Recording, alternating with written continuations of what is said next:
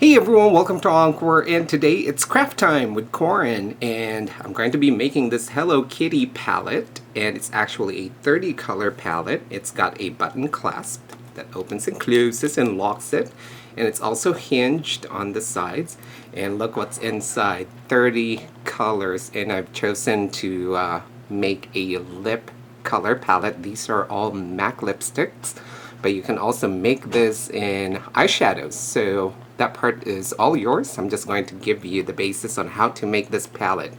And I also autographed this because there's a surprise for you guys at the end of this video. Well, if it's a two-part, then the end of the second video. So anyway, if you want to learn how to make one of these, keep watching. Hey everyone, it's Corin, and you're watching EnKoreMakeup. Blend, blend, blend. Hi, Corin. Stop using my lipstick. Okay, so let's begin with the materials you're going to need. You're going to need kind of like a tray. Now this is actually a mosaic molding tray that you can buy at your hobby store, craft store. I got this at Michael's for $1.39.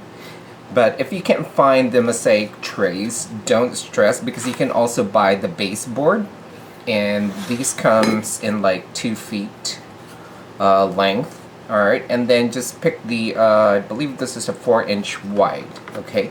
And you can also get the basewood strips, much like this, and you basically just make a box, alright, to the dimension of your choosing. But for this video, I'm going to be working on the mosaic molding tray in here. So what I did is I purchased 2 of them because this is now going to create a box together. Alright, just like so.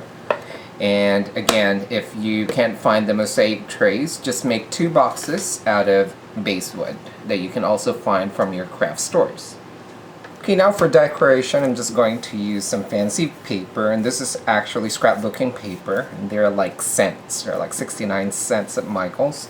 And I'm also going to incorporate this Hello Kitty right here, and this is a stationery kit that I got from Michael's for $1. And then for adhesive, I'm going to use my PPA, and I'm also going to use this to decoupage the whole thing. For the trays, I'm also going to use some foam sheets. Now these are less than $1. They're about 69 cents at your local craft store.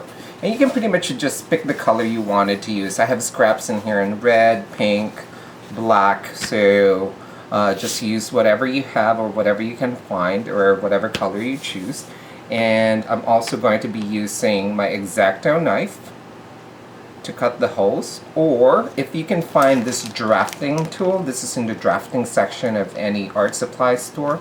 It's actually a circle cutter, and it's going to allow me to cut perfect circles on paper or foam core, anything like that. And it's basically just a compass cutter, alright, that cuts perfect circles. For the hardware, you're going to need 2 hinges. Again, this is from the craft store. I got this at Michael's for 69 cents.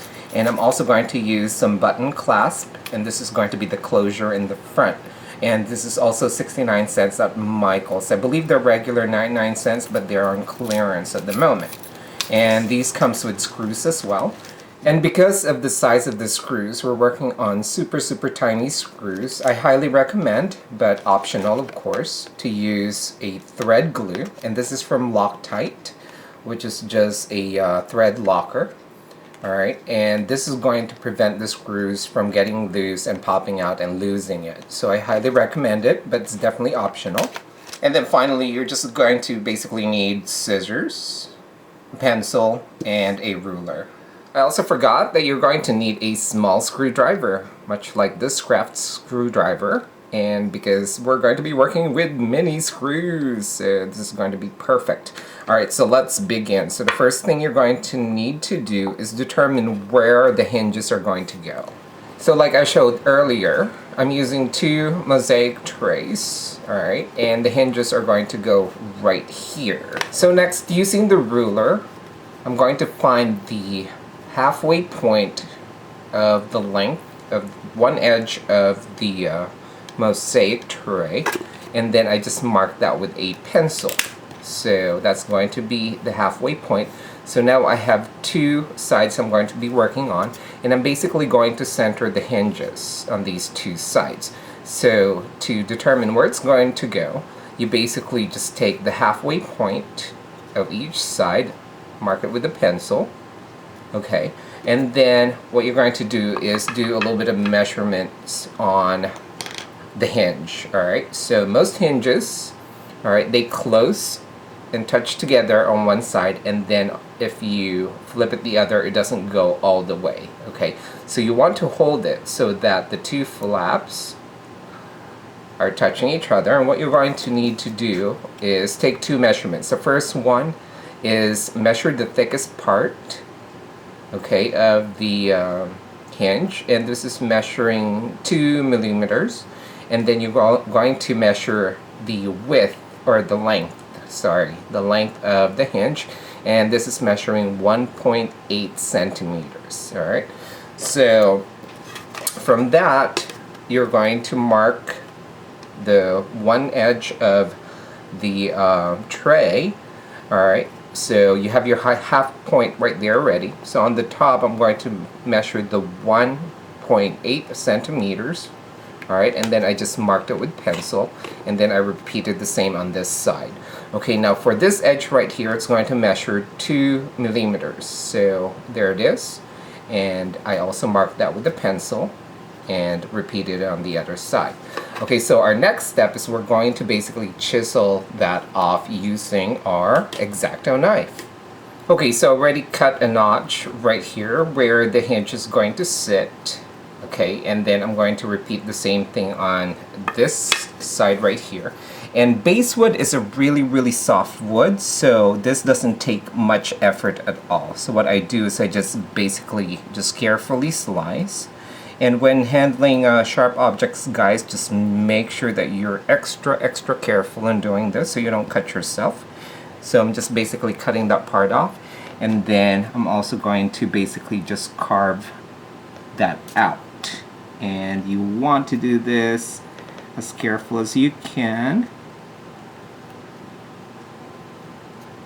so that way you don't cut yourself and you get a nice surface as well, so it doesn't crack and chip. Okay, and just make sure to just shave as much of it off so it's nice and level. Just make sure that the hinge is going to fit perfectly. Okay, which it does, so that's great on both of them. Alright, just like that. And the reason why you want to do this is because you want the shells, okay, or the covers to be plushed against each other. So what happens, like, if you just put the hinge right in between the two of them, it's going to cause it to have a little bit of a crack right there. Okay, so by carving out the notches, when you have the hinge screwed in there, it's going to be plushed against each other. So that's why you want to do this part. The next step is easy breezy. All you need to do is wrap the shell with your decorative paper, and I'm going to actually wrap this so that the edges are also covered. So this is really easy. It's just like gift wrapping. Okay, so now both sides are wrapped and the glue is already dried, so I'm installing the hinges now. And all you need to do is make sure that they are like really even.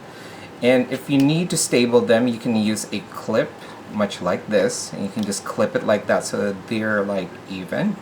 I already screwed half of it, and I'm just going to screw the other half of the hinge. And again, I'm just going to use my little Kraft Phillips screw here. And again, basswood is really soft, so you don't have to put a lot of pressure on it. Okay, so once all the screws are in, just check all the screws and make sure that they're hand tight.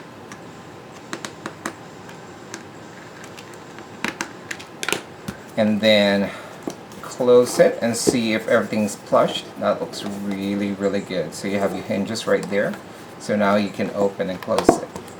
Okay, next we're ready to install our button clasp So make sure that you're working on the front of the palette. Okay, so where the notches are is going to be the back side of the palette. So this is going to be the cover or the front. Okay, so you want to make sure that you know where the front and you know where the back is. All right. So what you're going to need to do is, using your ruler, you're just basically going to find the center once again.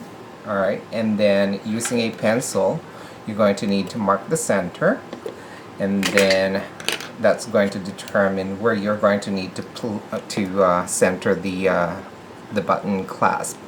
So what I'm going to do is, I already marked it, and I'm just going to make sure that that's centered. So that looks really good. And then once again, all you need to do is put the screws in. Okay, so once the top clasp is installed, the bottom part is really easy. All you need to do is basically put the clasp together, much like that, and then place and center the bottom part. And then you can go ahead and apply the screws. Okay, once again, once you installed all the screws, make sure that they're all just hang tight.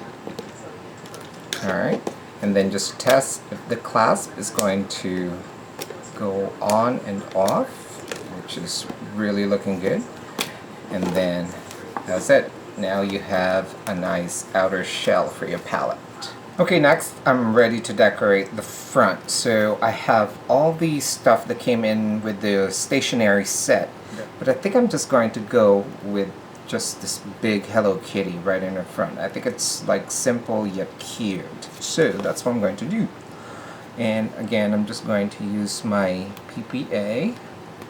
So I'm just going to put a glop right in the back. And then using my Kraft brush, I'm just going to spread that out evenly.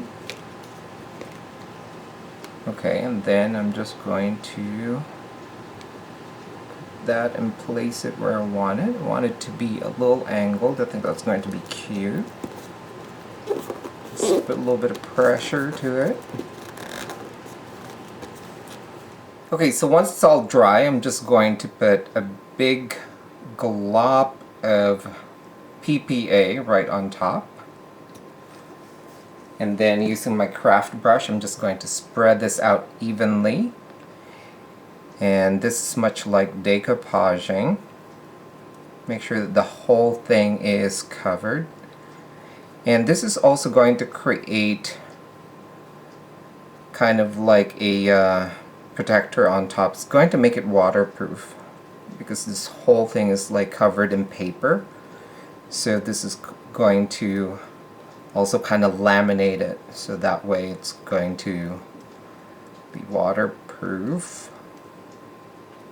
If you think you need more, just add some more. Be generous on this, okay? So it needs to be like really thick on PPA. You can also use Mod Podge.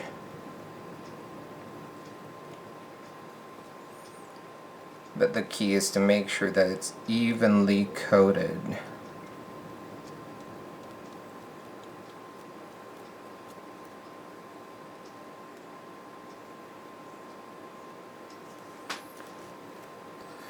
Okay, so just let that sit and dry, and it's going to dry into a nice laminated finish, and then do the back and also all the sides.